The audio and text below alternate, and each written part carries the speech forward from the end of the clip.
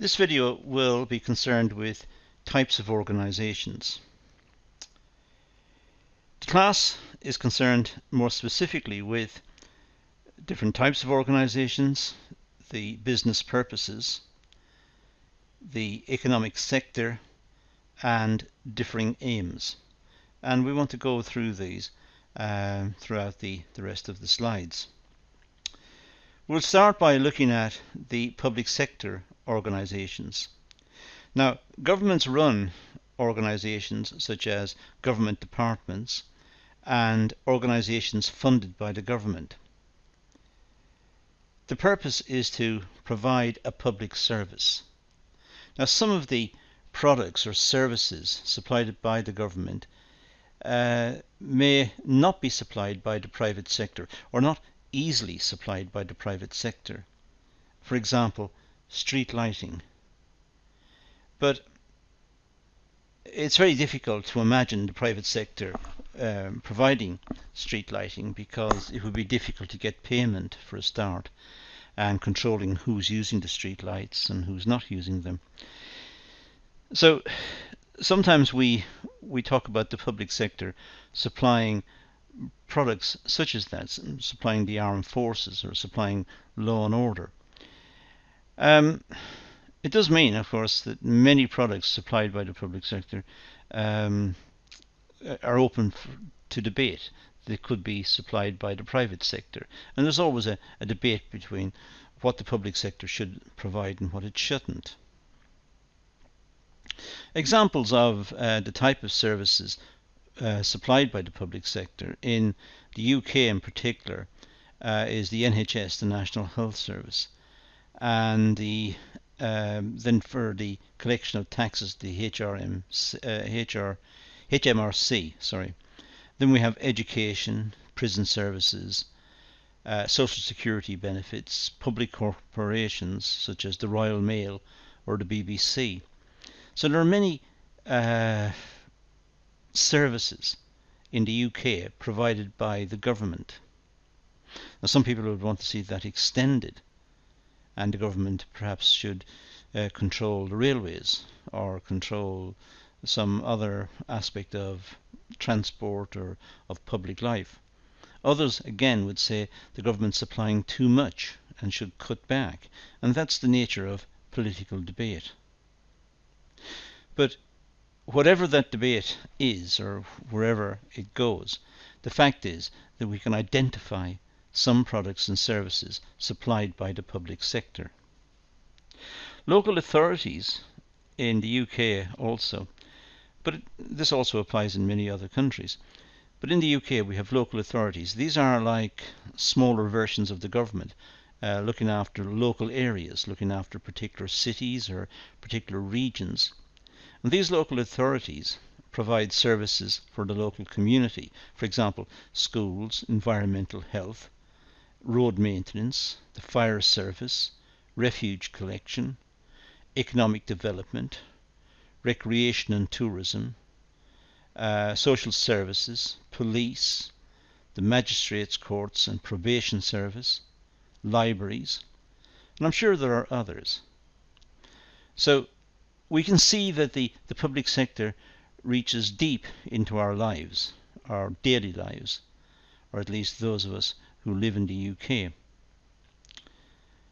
But this is also a feature of many other countries.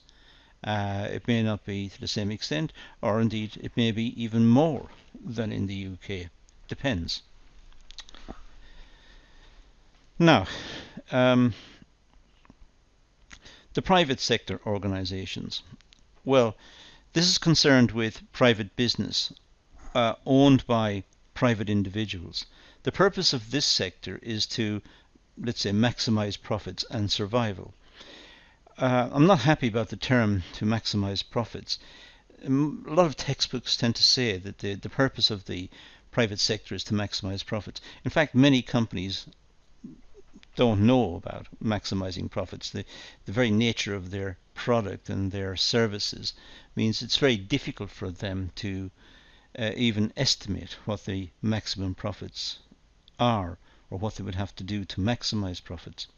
Many companies instead try to get a good rate of return, however that's defined. And this idea of maximizing profits is a nice theoretical concept. If you like, it's a theoretical benchmark through which we can assess economic efficiency. But it doesn't mean that companies in practice maximize profits, or for that matter, maximize anything. They simply make enough to keep their shareholders happy, to enable themselves to continue to function and to invest and to innovate and supply the market and to continue. So maximizing profits, it's a good, interesting model in economic theory, but it may not apply in practice that much. The private sector businesses are categorized as sole traders, limited companies and partnerships. Generally speaking, that's the way we divide it up. Of course, there are other classifications we could insert here and be slightly more elaborate. We have private limited companies and we have public limited companies, and the partnerships could be limited or unlimited, and so there are different types of divisions we can imagine under this heading.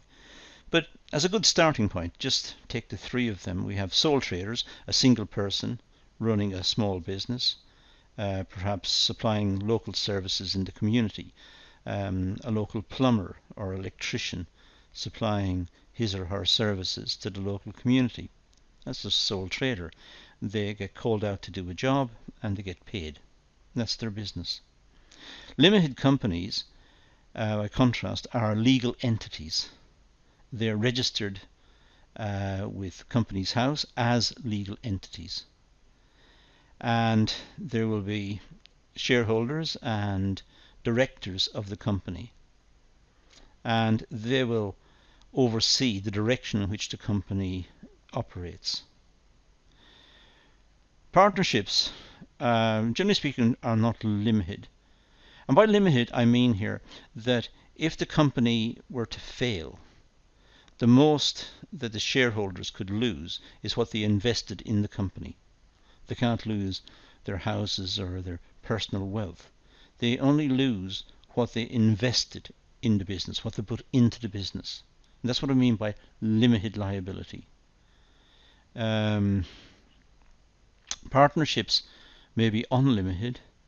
So if the partnership gets into trouble, financial trouble, then their personal assets may be used to pay off their debts, pay off the debts of the partnership. But there are three types, that's the point, three types of private sector businesses we can identify. If we want to be more elaborate, we can go and break these up into public companies, private companies, limited partnerships, unlimited partnerships, and so on. Examples of these are, examples are all over the place, but Amazon, iPhone, Samsung, Microsoft, Virgin, Walmart, eBay, Google, Tesco, Asda, it goes on, and it would be impossible to, in a session such as this, to itemize all the companies that we can imagine. It's just an enormous list. But this is what we mean by private sector. They're owned by individuals. They're not owned by the taxpayer. They're not run on behalf of the people of the country. They're not like public service provision. Now, the voluntary sector organizations, these are also known as not-for-profit organizations because the key focus is on using their income to provide a service to those in need.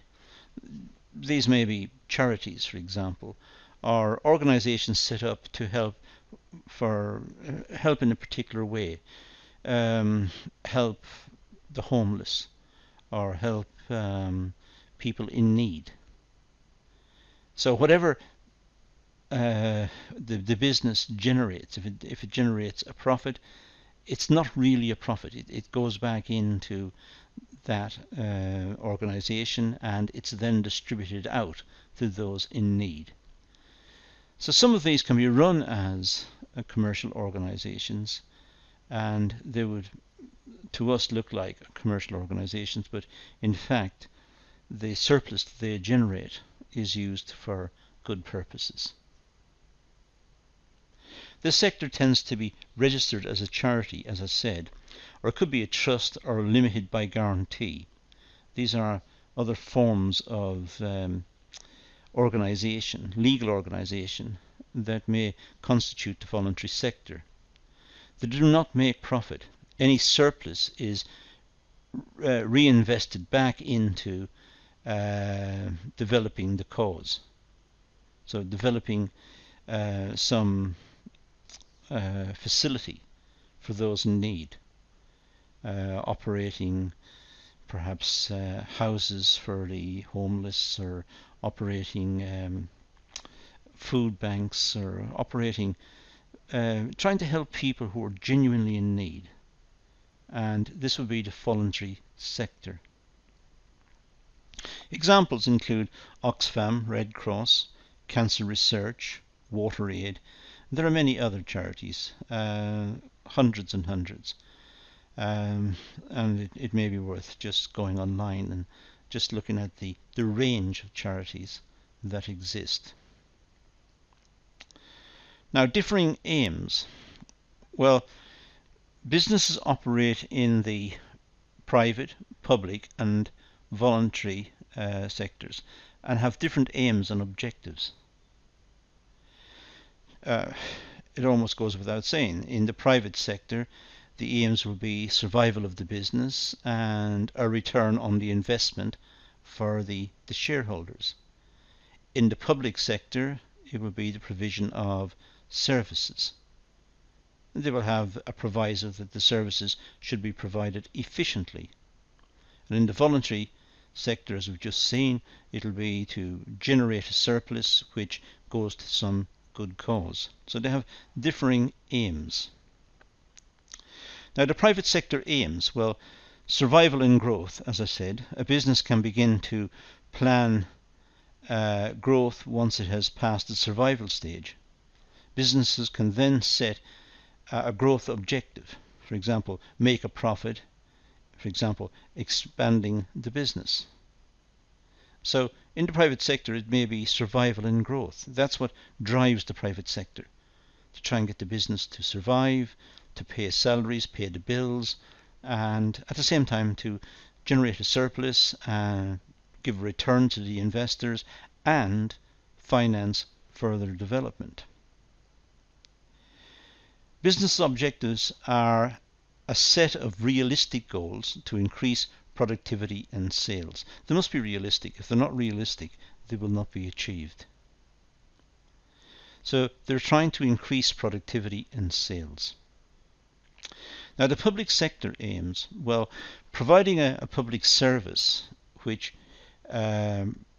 provide a need to the local community, and this is done at the national level. For example, local authorities, the BBC, broadcasts and so on. So the public sector aims is to provide a public service, and this is to meet a need within the community. So the BBC, for example, is financed out of a BBC license, and people who receive the BBC must pay that license.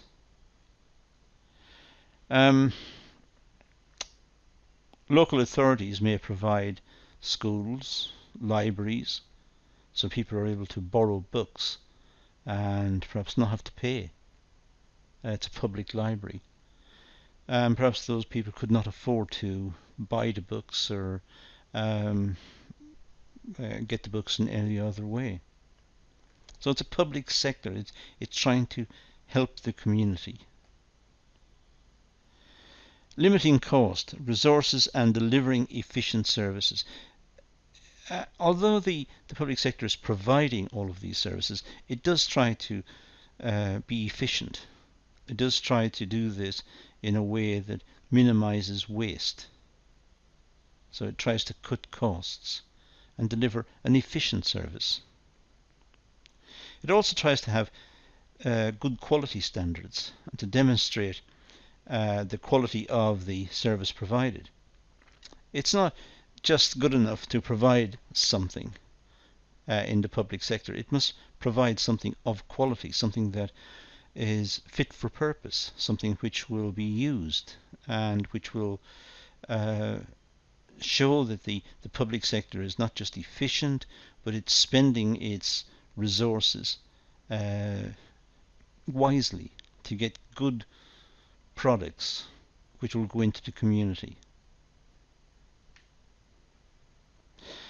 The voluntary sector aims, well, raise money through government funding and donations to purchase equipment or services for a good cause.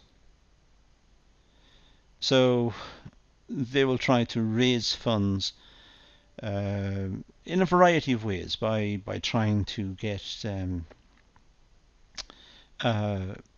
donations, by making people aware of what they're doing, by perhaps advertising and getting the word around that they are trying to provide this particular service that meets this particular need. In the UK, a lot is raised for international disasters that unfortunately happen. It could be torrential rain causes flooding in some country, and UK charities step up and try to provide services to the people who are affected.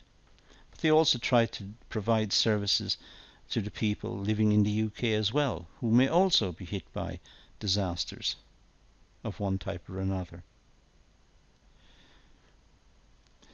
Raise awareness of current issues and the purpose of the cause or the charity.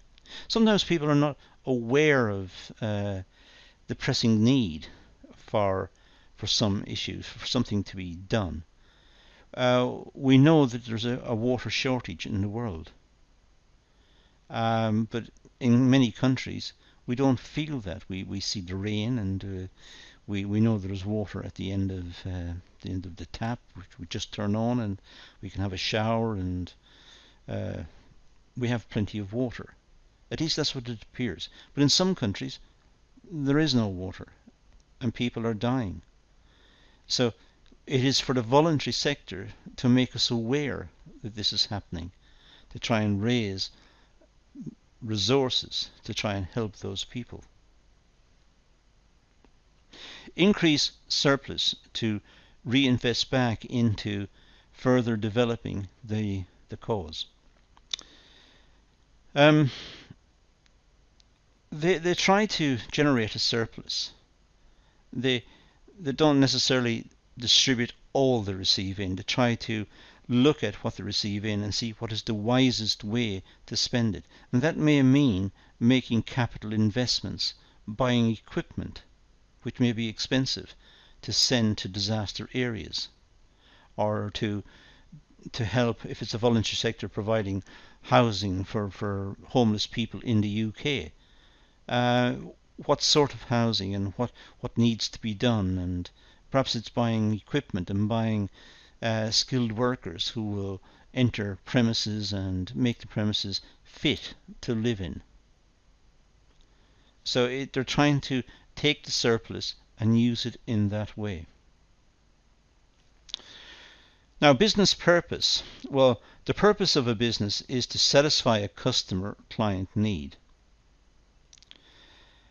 Business only exists if there is a demand for the product or the service. Now, this is quite a big statement, and those of you who have an interest in economics will be particularly interested in the way that is worded, because the purpose of a business is to satisfy customer-client need. Well, you could say the purpose of the business is to get a return on the investment. I mean, that's why it was set up in the first place. If investors can get X% in the bank on their capital, on their money, and they can get X plus Y% by investing in a business, albeit a riskier venture, nonetheless, they may be attracted into investing in the business, and they'll want a return on their investment. Now, the way to get the return on the investment is to satisfy customer client need, because satisfying the customer client need means that there will be a demand for the product and a repeat demand for the product. So maybe to say that the purpose of a business is to satisfy a customer client need, that may not be exactly accurate. It may be the purpose of the business is to generate a return on the investment. And the way that's done is by providing a product which is good quality, which is seen as good value for money, and it enhances the reputation of the business. There's good follow-up, good after-sales service, so the customer is happy with the product, and that means the business is more sustainable. So we take product service as our first heading. What need does it satisfy is the next question, and the type of business. Now, let's say we have online movies. That's the product or service. What need does it satisfy? Well, entertainment. That's what they do. Online films entertain us. The type of business? Well, Amazon Prime, Netflix, and there are probably others. So we can identify businesses under these headings. Hot beverages. Sorry. What need does it satisfy? Well, socialization, relaxing, a pleasant drink, perhaps mid-morning or in the afternoon. So socialization and relaxing. Who provides it? Well, Costa, Starbucks, and there are many others. So we can identify the type of business. Shoes as a product. What need does it satisfy? Comfort, fashion. Who supplies it? Well, Clark's. But again, there are others. So we can identify business purpose and classify businesses under these type of headings. Now, the economic sector. Well, most businesses are involved in one or all of the following sectors. The primary sector. Well, the primary sector, this sector involves the extraction of raw materials, the primary product. Business types include agriculture, raw cocoa, coffee beans, farming, mining. It's the extractive sector, forestry, fishing. These are all the primary sectors, the primary sector. This is where, if you like, the raw materials comes from. This is where we can't get anything more basic than this. This is what nature provides. It's the primary sector. Well, taking the products of the primary sector, taking the raw materials, in other words, from the primary sector, to finished or part finished goods. For example, preparing, cleaning, packaging of coffee beans ready for consumption. That would be the secondary sector. So we take wood from the forest, that's primary, and we turn it into furniture. That's secondary sector. The third type is called, surprisingly enough, the tertiary sector. Delivery of finished goods to the end consumer. Delivery to shops, restaurants, cafes. Another element includes advertising and marketing of finished goods. The tertiary sector is also known as the service sector. So education is in the tertiary sector. It doesn't make something, and it's not involved in extracting anything from nature. So it's not primary, it's not secondary, it's the tertiary. Education is in the tertiary sector. So also is entertainment, cinemas, television production, many sporting events and professional sports people. These are in the tertiary sector. So it's at the the very, in a sense, the top of the tree. This is the sector that in which we get the services in restaurants. We enjoy the finished products from the secondary sector, and we get to live our lives in the tertiary sector. Now the economic sector, well, primary, let's say coffee farming. Let's just take that as an example. Secondary would be, as I said, preparing, cleaning, packaging of coffee beans. So it's the primary is collecting the coffee beans, and the second one is preparing and cleaning and packaging of coffee beans. It's if you like, it's an industrial process. It's the secondary sector. And the tertiary sector is cafes serving hot beverages, supermarkets selling coffee beans. That's the tertiary sector. That's the one at the top. So this is our talk about types of organizations and the way in which we can look at the objectives and the types of organizations that we meet, from the public, the private, the voluntary, and the types of sectors that we can also classify. But that's all we're going to deal with here, so let's leave it at that and say thank you for watching.